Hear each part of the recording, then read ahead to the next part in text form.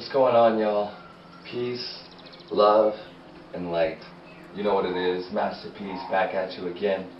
And I just wanted to bring you a message that says painting is godlike. Okay? You don't have to be an artist to paint. You don't even have to be good at drawing to paint. You don't have to be skilled in color theory to know how to paint or to just do a painting. All you need is a surface to paint on and some color to paint with. You can use your hands, you can use your feet, you can use your hair, you can use anything you want. A knife, a fork, a spoon, a piece of paper, anything that you can think of to get the color that you want onto the surface. It's art. What will you do with the art? Will you make your creation beautiful? Will you spend time on it? Will you perfect it? When we paint, we put ourselves into the image. When you are drawing something, we as artists, we're taught to draw while we're looking at something. The moment you look away, you revert back to memory, which means it's not going to be as accurate. When you're drawing a portrait or painting a portrait, did you know that the moment you look away and you revert back to memory, the best memory that you have of looking at a face is your own face? So subconsciously and indiscriminately, you put your own features in the portrait that you are drawing, meaning a little bit of our characteristics will show through in a portrait, even if it's of somebody else. Especially when we're making it up in our heads. So we can liken this to the creator. The creator creates and spends a lot of time and is patient with it. And subconsciously and indiscriminately, the creator's features and aspects of itself show through in the created. That's why plants are divine, animals are divine, human beings are divine. When we paint, we take what is from up here and we put it down here. We take the infinite and we make it finite. We make it destructible. We make it time sensitive. We make it non-enduring and not everlasting.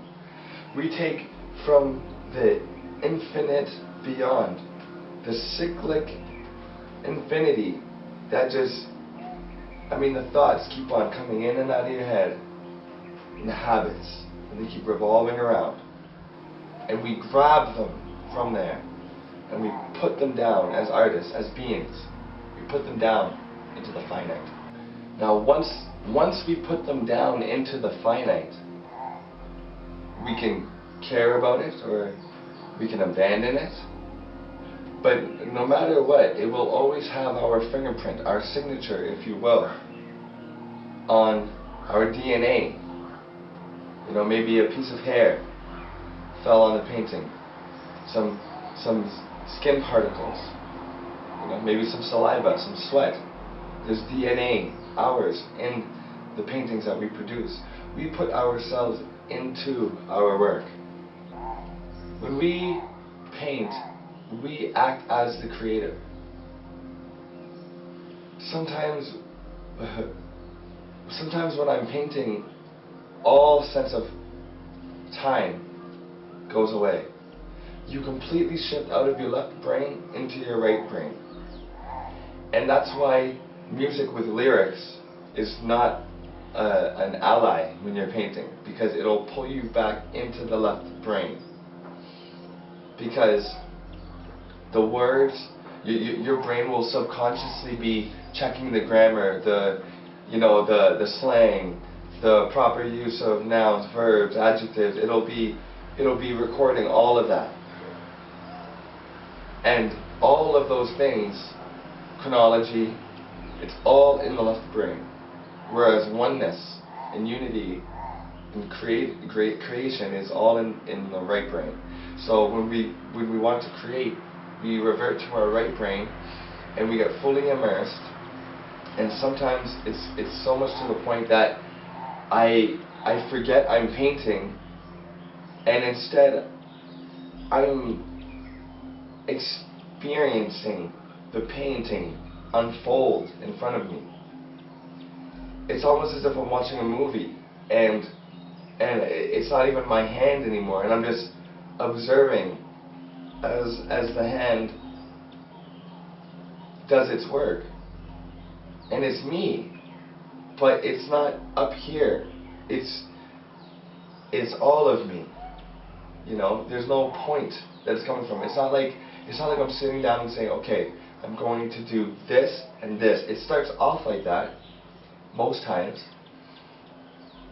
but on a really good night of painting or of creation, whatever you're creating, pottery, wood, whatever, you'll notice you almost take a back seat to your own creative force, and your intelligence, which is recording everything and observing, is sitting back and watching your creative force manifest that which is in you. So when we look at this planet, when we look at all the colors, and we look at the universe, the stars, the galaxies, when we look at everything around us, we know that this reality is coming out of an infinite source, a mind-like beginning, where physicality emerges and solidifies through. The Creator has taken the infinite materials through way of creation and universal law. It's taken the infinite materials and has rearranged them and combined them as if I was making a green out of a blue and a yellow, which is forever, and I combine them into an infinite green. A green that will surely break back down into its constituent parts, which is the beginning and the end, and then the beginning and the end, and you'll realize there is no beginning and there is no end. There is no beginning of a painting. It all happens out of evolution and necessity. There is no finish to a painting, because I can always go back. I always feel something is off. But due to time and demand, I must release them and let them go.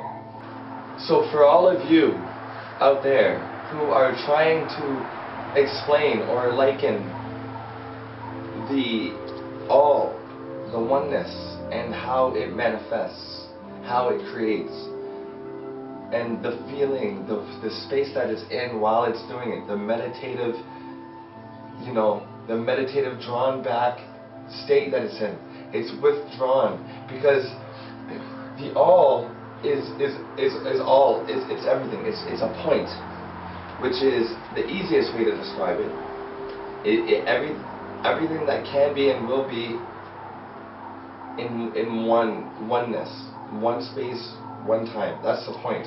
That's the dot in the middle of the circle. Now the circle around the dot, if you look at the ancient symbols for the Creator, or gods, or suns, whatever, the all, you'll notice that it's very common to see a circle with a dot in the middle. The outer circle, amongst many other things, represents the all in its totality as well as the point. But this is just, say, zoomed in, okay? So say the point, and then pretend it's zoomed in. That's the all. The all withdraws itself and contracts itself down into an individualized point of intelligence. This happens for many people in many different people's realities, and that's what we all have in common, is that point within us, that oneness. Okay, we all have our outer shell, our aura, our skin, our bones, but inside we all have that point of reference, which is mind. Okay, we all operate on that common frequency of mind, that common plane of mind. And now so now we're talking about the outer circle. The outer circle is withdrawn. It is taking a back seat to its own creative force, the intelligence. See, the all is all-knowing, but when it's creating, like say for example, planets, suns, planets, humans, animals, it withdraws.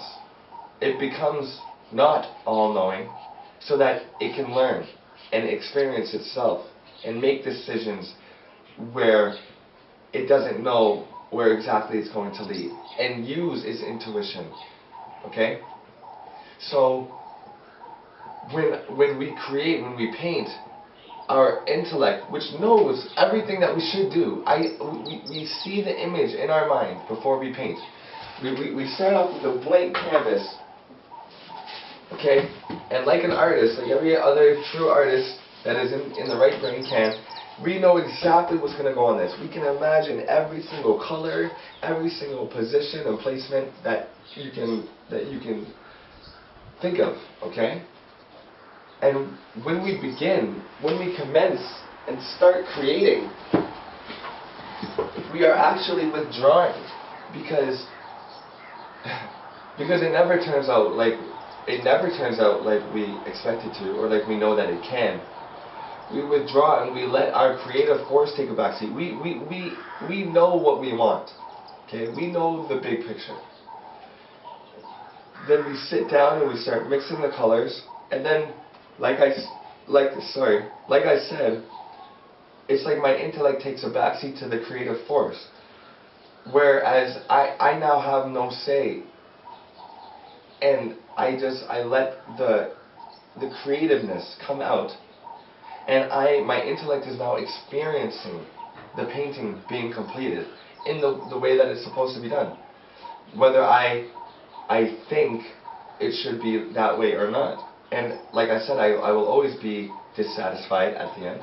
And I could always fix it, but that's the beauty of it. It takes on its own. It takes on a shape and look of its own. Speaking of taking on a look and shape of its own, doesn't that remind you of children?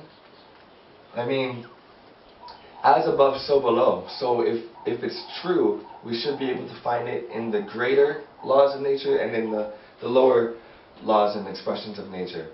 From the solar systems to the cells, okay, to the atoms. So now let's think about parenting, giving birth.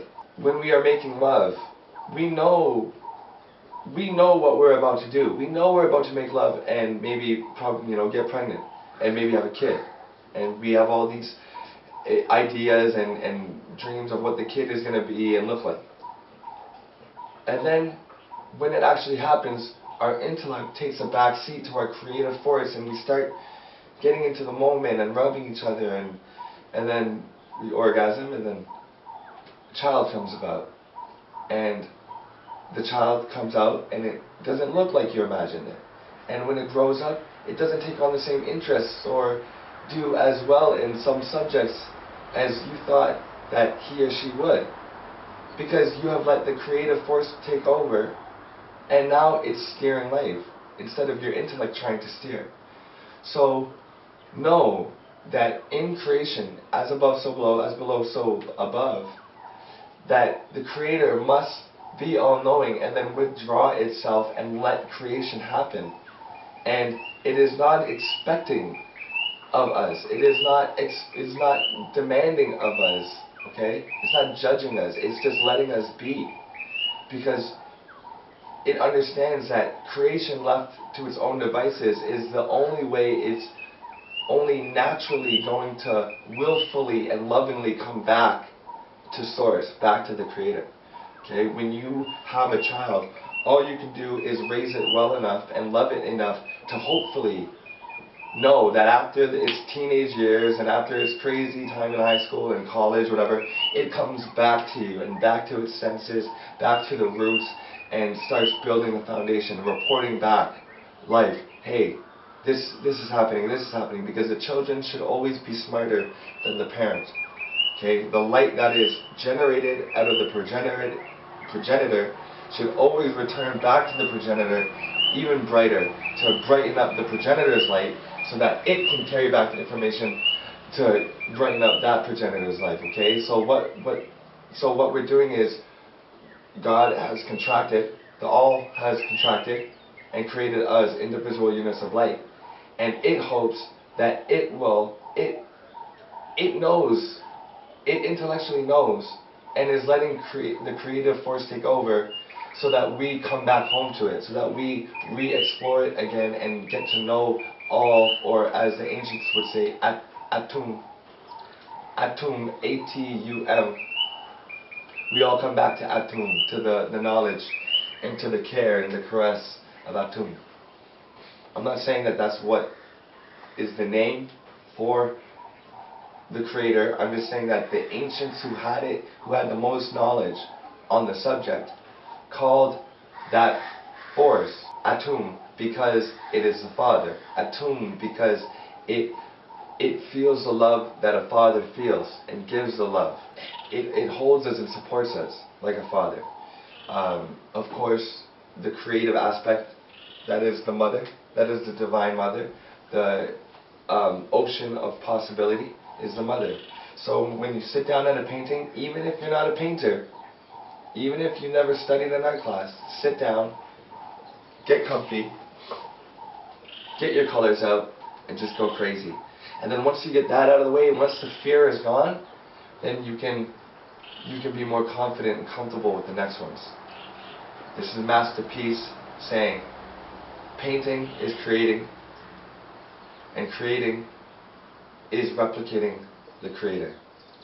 So get back in touch with your divinity, get back in touch with yourself, get back in touch with oneness, and start being divine, because you are. Masterpiece. Peace.